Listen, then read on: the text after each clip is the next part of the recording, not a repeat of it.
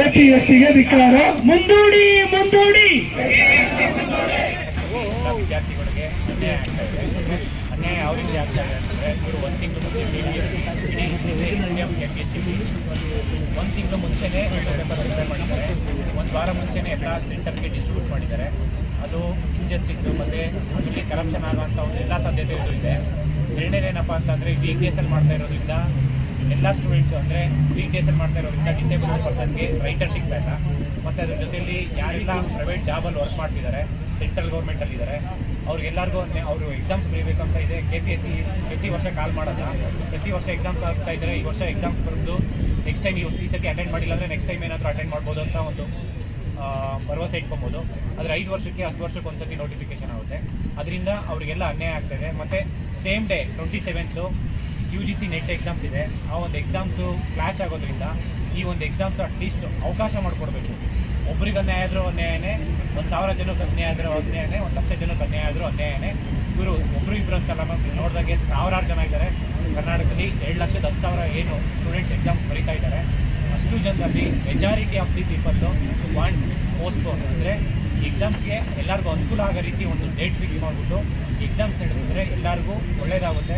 ಇದ್ರ ಜೊತೆಗೆ ಸರ್ಕಾರ, ನಾನು KPSCಗೆ ಒಂದು ಪ್ರಶ್ನೆ ಮಾಡೋದಂತಂದರೆ, ಈ ಒಂದು KS ಎಕ್ಸಾಮ್ಸು ತಾರಾತೋರು ಏನು ಎಕ್ಸಾಮ್ಸ್ ಮಾಡ್ತಾ ಇದ್ದೀರಾ, ದಯವಿಟ್ಟು ಇಷ್ಟು ಅವಸರವಾಗಿ ಎಕ್ಸಾಮ್ಸ್ ಮಾಡ್ತಾ ಇದ್ದೀರಲ್ಲ, ಇದೇ ಕಾಳಜಿನ ಬೇರೆ ಎಕ್ಸಾಮ್ಸು ರಿಸಲ್ಟ್ಸ್ ಬಿಡೋದಕ್ಕೆ ಒಂದೊಂದು ಎಕ್ಸಾಮ್ಸು ವಿಕಾಸ್ ಕಿಶೋರ್ ಸರ್ ಮತ್ತು ಲತಾ ಕುಮಾರಿ ಮೇಡಮ್ ಒಂದು ಎಕ್ಸಾಮ್ಸ್ ಆದಮೇಲೆ ವಿತಿನ್ 2 ಮಂತ್ಸಲ್ಲಿ ಎಕ್ಸಾಮ್ ರಿಸಲ್ಟ್ ಬಿಡ್ತಾಯಿದ್ರು.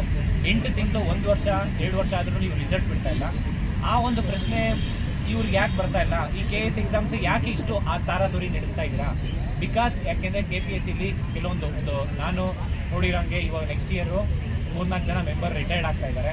ಅದ್ರ ಜೊತೆ ಏನಪ್ಪ ಅಂದರೆ, ಈ ಒಂದು KPSC ಅನ್ನೋದಲ್ಲಿ ಹೈಯೆಸ್ಟ್ ಕರ್ನಾಟಕದಲ್ಲಿ ಒಂದು ಗ್ರೂಪ್ A ಮತ್ತು ಗ್ರೂಪ್ B ಅನ್ನೋದು ಈ ಒಂದು ಹುದ್ದೆನ ಸೇಲ್ ಮಾಡ್ಕೊಳೋದಕ್ಕೆ ಮತ್ತು ಹೈಯೆಸ್ಟ್ ಡಿಮ್ಯಾಂಡ್ ಇರೋದಕ್ಕೆ ಇವರು ತಾರಾತುರಿ ಎಕ್ಸಾಮ್ಸ್ ನಡೆಸ್ತಾ ಇದ್ದಾರೆ.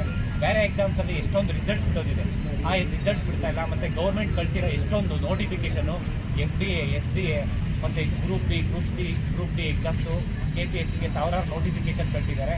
ಇದುವರೆಗೂ ಒಂದು ಡೇಟ್ ಅಂತ ಅವ್ರು ಫಾಲೋ ಮಾಡಿಲ್ಲ.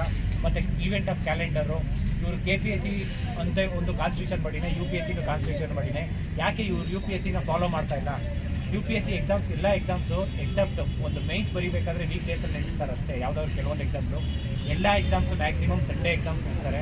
ಆದರೆ KPSCಯಲ್ಲಿ ಸಂಡೇ ಬದಲು ಟ್ಯೂಸ್ಡೇ ಎಕ್ಸಾಮ್ಸ್ ನಡೆಯೋದು, ಇಷ್ಟು ಆ ತಾರಾತುರಿ ಎಕ್ಸಾಮ್ಸ್ ನಡೀತಿದ್ದಾರೆ. ಅಂದರೆ ಇದರಲ್ಲಿ ಸಾಕಷ್ಟು ಅನುಮಾನ ವ್ಯಕ್ತವಾಗಿದೆ.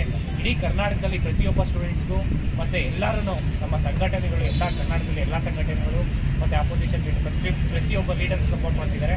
ಈ ಒಂದು ಎಕ್ಸಾಮ್ಸ್ ಈವನ್ CM ಸರೂ ಎಕ್ಸ್ಟೆಂಡ್ ಮಾಡ್ತೀನಿ ಅಂತ ಹೇಳಿದರು, ಮತ್ತು ಆ ಮಾತು ವಾಪಸ್ ತೊಗೊಂಡಿದ್ದಾರೆ. ಬಟ್ ಇವಾಗ ನಾನು ಕೇಳ್ತಾ ಇರೋದು, ಸರ್ಕಾರದ ಪ್ರಶ್ನೆ ಮಾಡ್ತಾ ಇದ್ದೀನಿ.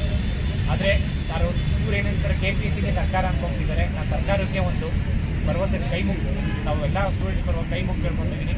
ಎಲ್ಲ ಸ್ಟೂಡೆಂಟ್ಸ್ಗೆ ಅನುಕೂಲ ಆಗೋ ರೀತಿಯಲ್ಲಿ ಒಂದು ಎಕ್ಸಾಮ್ಸ್ ಇದ್ದರೆ ಅವ್ರ ಭವಿಷ್ಯ ಇದ್ರ ಮೇಲೆ ನಿಂತಿರುತ್ತೆ. ಯಾಕೆಂದರೆ ಲಾಸ್ಟ್ ಅಟೆಂಪ್ಟ್ ಇರುತ್ತೆ. Because of last attempt age relaxation ಕೊಟ್ಟಿರೋದ್ರಿಂದ 17-18 ಇರ್ಬೋದು.